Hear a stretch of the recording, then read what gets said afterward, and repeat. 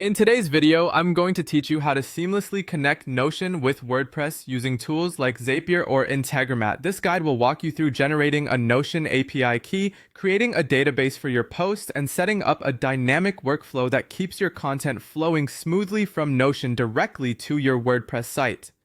So let's dive right in. First up, let's generate that Notion API key and set up your database. Start by heading over to your Notion account and navigating to the integration section.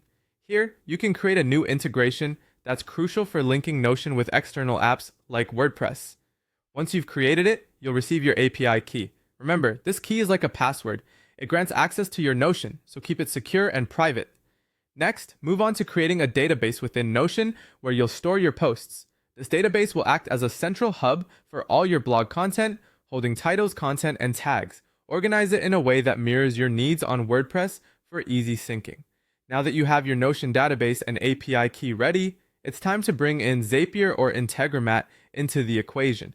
These tools are fantastic for automating workflows between different apps.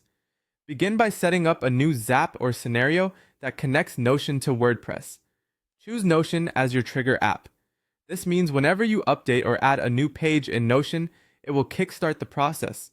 Within this setup, you'll define precise triggers for when a post is either new or updated in your Notion database. Select what you want to happen in WordPress when these triggers occur, such as publishing a new post. During this process, you'll be prompted to use the API key you generated earlier.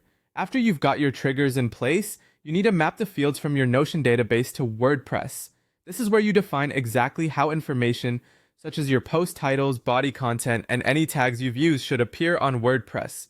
Make sure that everything aligns perfectly with your WordPress fields so that the transition is smooth and seamless. Finally, it's time to test the system to ensure everything runs as intended.